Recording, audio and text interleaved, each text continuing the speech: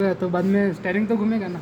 Steering फिर वो आपने नॉर्मल स्टेयरिंग हो जाएगा, mechanical type. Rack and pin वाला। हाँ। वो तो ही है। हाँ। फिर अब यहाँ मान लो जैसे ये तो हो गया सॉफ्ट करने के लिए। फिर आ रहा है आपका ये क्यों आ रहा है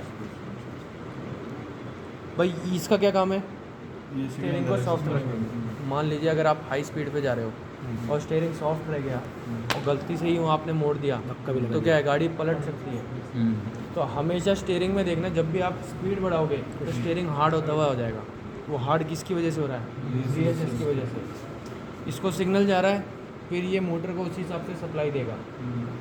तो जैसे जैसे स्पीड बढ़ेगी वैसे वैसे स्टीयरिंग हार्ड होता हो जाएगा। ठीक है, वो स्टेबिलिटी बनाने के लिए।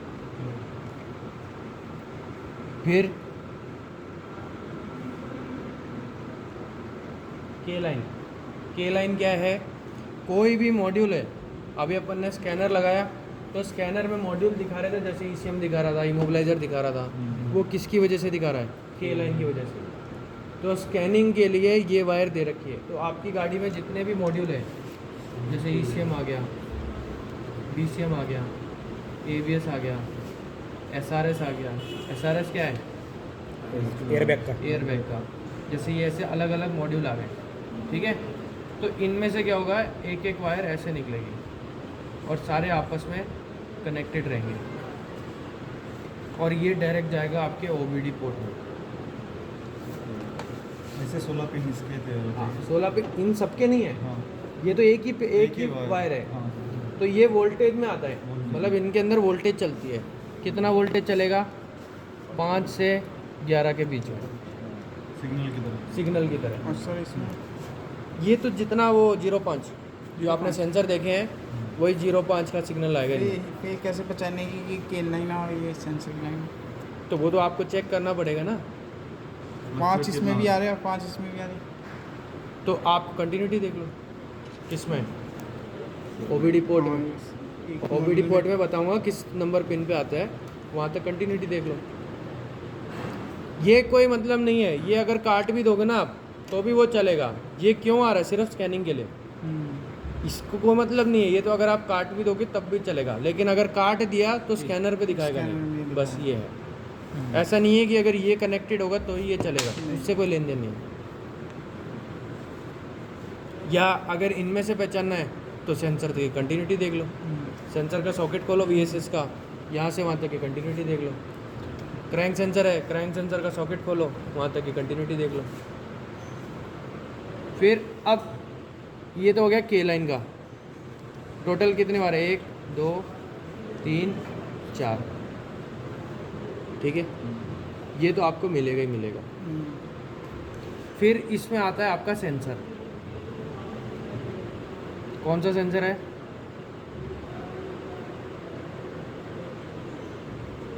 EPS में कौन सा सेंसर आता है? एंगल सेंसर और टॉर्क सेंसर। टॉर्क दोनों एक ही है, बस नाम अलग अलग कर दिया। दोनों इसी के अंदर कंबाइंड है। कितने पिन का है? 6 पिन का। ये 6 के 6 वायर आपके EPS मॉड्यूल से ही आएंगे।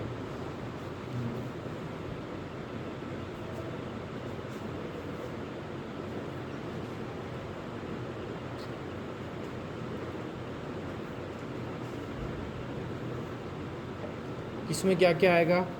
जैसे इसके अंदर एक तो आएगा 2.5 वोल्टेज जो कि रहेगा आपका सिग्नल का, ठीक है। इसमें 2 सेंसर लगे हैं तो दोनों ही आपके एक सिग्नल आ गए। तो इसमें क्या है, दोनों में ही 2.5 वोल्टेज आएगा। एक रहेगा ग्राउंड, फिर आएगा 5 वोल्टेज रेफरेंस, फिर आएगा 12 वोल्टेज। लेकिन ये 12 वोल्टेज इग्निशन से नहीं है, मॉड्यूल से ही है। फिर ये जो लास्ट वाली वायर देख रहे हो ये है फीडबैक की। फीडबैक बोले तो कि सॉकेट लग रहा है नहीं लग रहा वो पता करने के लिए, ठीक है।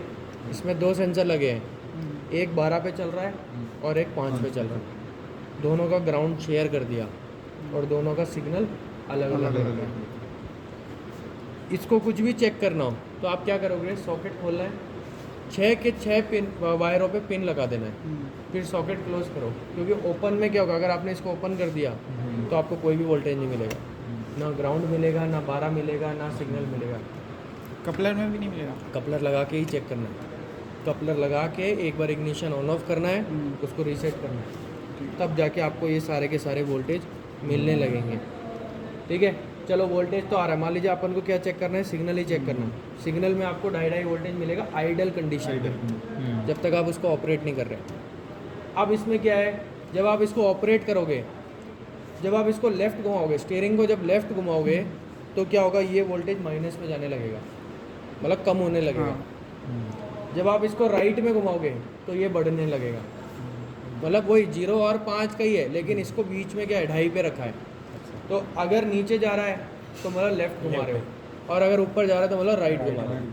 तो दोनों में ये वोल्टेज फ्लक्चुएट होना चाहिए, अगर फ्लक्चुएट हो रहा है तो मतलब सेंसर काम कर रहा है।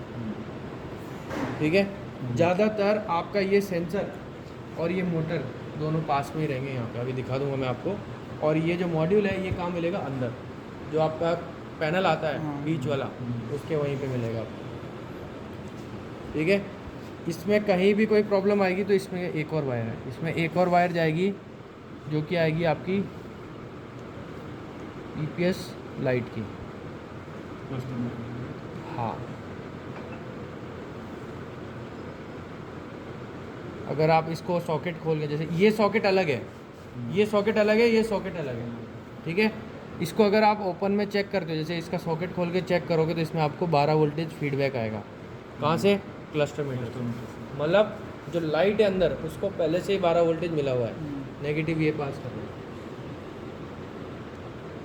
ठीक है, तो इसमें क्या है, कभी मान लीजिए इसमें भी नेगेटिव जा रहा है, इसमें पॉजिटिव, इसमें नेगेटिव और इसमें पॉजिटिव, ऐसे चेंज करता रहता है वो। जिस हिसाब से आप स्टीयरिंग को टर्न कर रहे हो उस हिसाब से मोटर में सप्लाई जाएगी, इसमें सब पॉजिटिव आएगा ना, फीडबैक आएगा, मतलब मीटर में पहले से मिला हुआ है, तो ये वायर तो मीटर से कनेक्टेड है, तो वहाँ से फीडबैक आएगा आपको।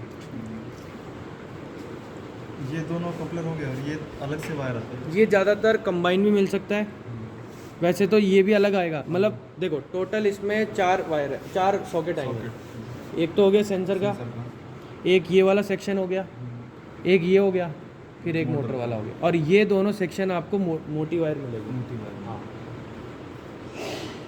ये मॉड्यूल को चलाने के लिए होगा ना, और ये मॉड्यूल को ऑन करने के लिए। ठीक है,